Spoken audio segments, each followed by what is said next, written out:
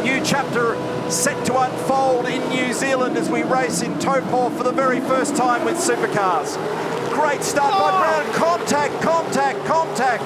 And unfortunately, trouble for Tim Slade. For Cam Waters, the pole sitter, has gone to the left of the road. There's more trouble down here at 1. Matt Payne around the wrong way. Brock Feeney in the paddock. Stanaway off the road also, but that's heavy contact there with Tim Slade. Replay again of the start, and the reason why we've got the BP Charge safety car in operation out there at the moment. Trouble at the front of the grid.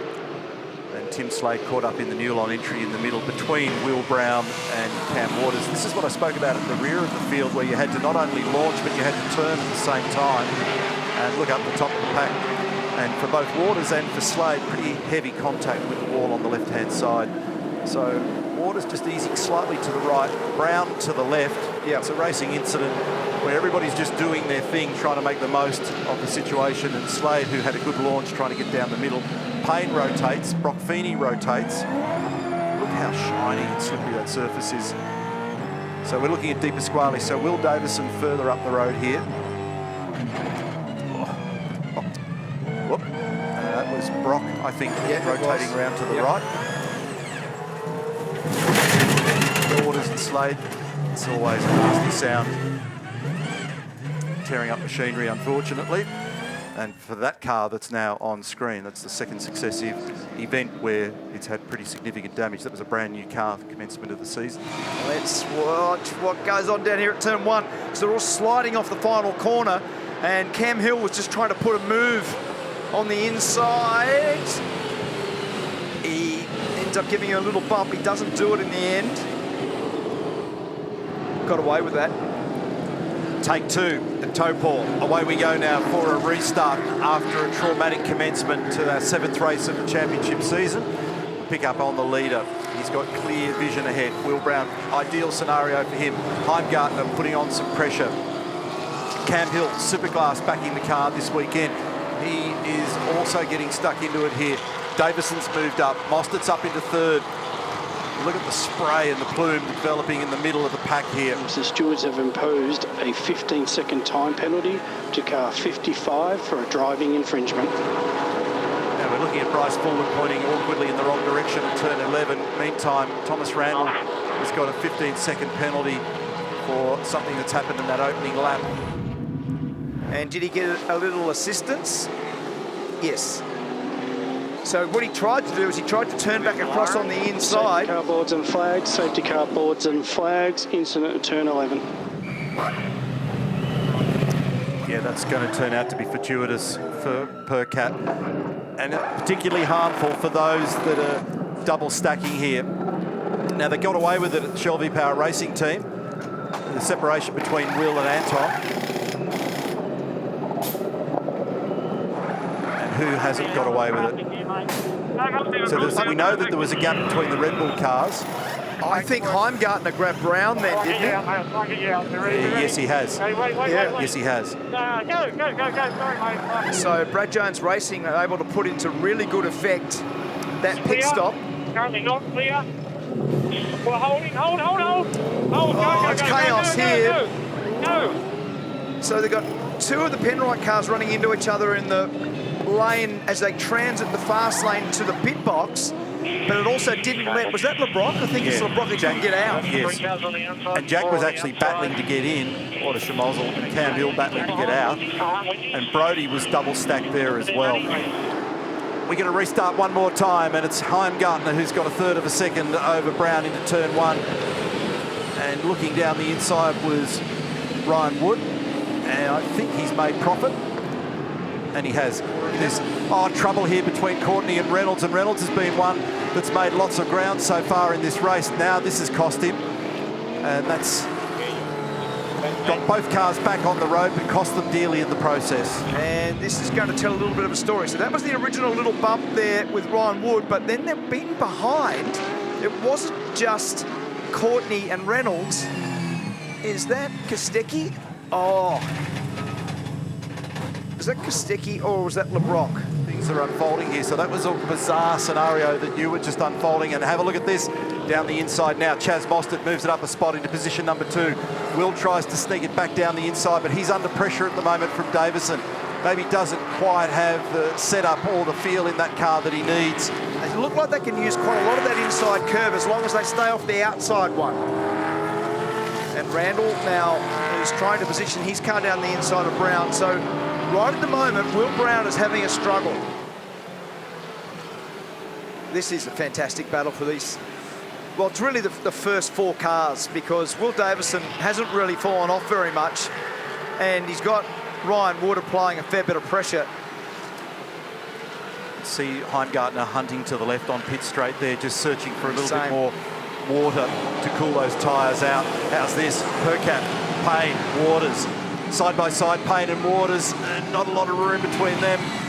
Recall the tight moment at the AGP not very long ago. Reynolds in behind. Courtney's in here as well. Macaulay Jones. Got 6 supercars line astern through turn 1. They're all on a tow rope, and they're all hungry to climb over the top of the other. This is the wheel nut. Yeah, they're retained in the rim, and it's separated and bolted down the lane. Let's jump on board again with Chaz. This is turn 1.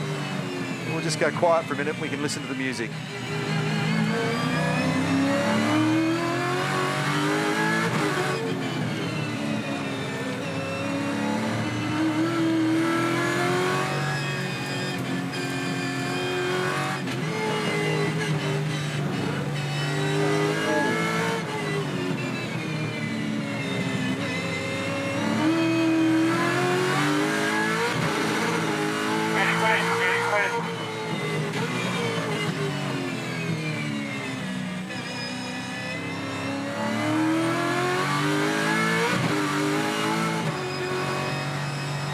Oh, he's in. They're both in. So the shift from second to third just burst into chattering wheel spin for Chaz. He's made ground there. He's made solid ground. So he was a second and a half away on the straight, but a nice arrival has put him right in the box seat here. Let's see how the 2 teams perform. R&J Batteries crew are on Heimgartner's car. Fresh wets. VP B75 done and out. Hurry up, hurry up. Hurry up. Cross quick. Good work. And Davison, I wasn't looking at Will. He was in the background there as well. They could have lost a spot there. I think Mostert was in more tyre trouble than what Heimgartner was. He's in trouble here. Copy, mate, copy. See what you can do here. Try and get it back for me. There's something going on. There's something going on with that car. So, yeah, as you were describing, I can see this car doing something weird. So the right rear isn't secure, and you can hear Chaz protesting in the background after what has been an enormous performance from him so far today. Incredible frustration. Oh, it's a cruel game, this thing. Oh, now it's gone. Unbelievable. And nailed it. That's dangerous. There's 20-odd kilos on the loose there. So fortunately, the guardrail has got that thing stopped and hopefully gets it back without too much damage. Yeah, you'd take it if you're out there. I'll take it. Oh, look at that. Was that Jekyll, bro? Massive amount of water sitting up on top of that new surface there. It means the cars are just aquaplaning. I think there's a river. There's a river across the road as they go to turn in there. And there's also that patch at the back there at turn 8, which destabilises them before they get there. So that little bit of, or that water that you can see on the outside, we saw Andre get caught with that one before, and now we've had 4 or 5 cars with the same thing. Exactly the same thing there for Feeney. So on fresh tyres, without the temperature or the pressure, he turned into the corner and it escaped immediately. I'm 500 metres from Brock, and I heard him have 3 or 4 shots at the throttle end, just gliding the car on the throttle and on opposite lock through that turn. We've got less than 3,300 metres to run now for Andre Heimgartner. Look at that shot. He's being stalked by Mustangs in the mist. Davison, Di Pasquale and Wood, 2nd, 3rd and 4th. With hardly seen him put a foot wrong. We saw one little slip once down at turn 1 on a 14-turn track involving 60 laps in torrential conditions in New Zealand. And this will be a very, very sweet victory if he can stitch it all together. And maximum points. It's a 300-point weekend. He's giving it some. That would have been a wild moment on the exit of turn 9 for him. Everyone's having those out of there at the moment. That margin's still holding at 1.8 seconds. So there must be a pretty substantial river growing down there now. Down the back straight now for the final time. Full speed wiper with a full sweep, so he can see these last couple of corners. This is going to be a big one. They can take a sigh of relief at Brad Jones Racing because there's only one corner remaining now for Andre Heimgartner. The 28-year-old Kiwi from Auckland does the job. Heimgartner in the R&J Batteries Camaro. His second supercar victory. Chalk up one for the Kiwis. That young man there, Tony Woodward, his engineer, that's his first career win engineering a supercar in this series. There he is, there's Tony right in the centre.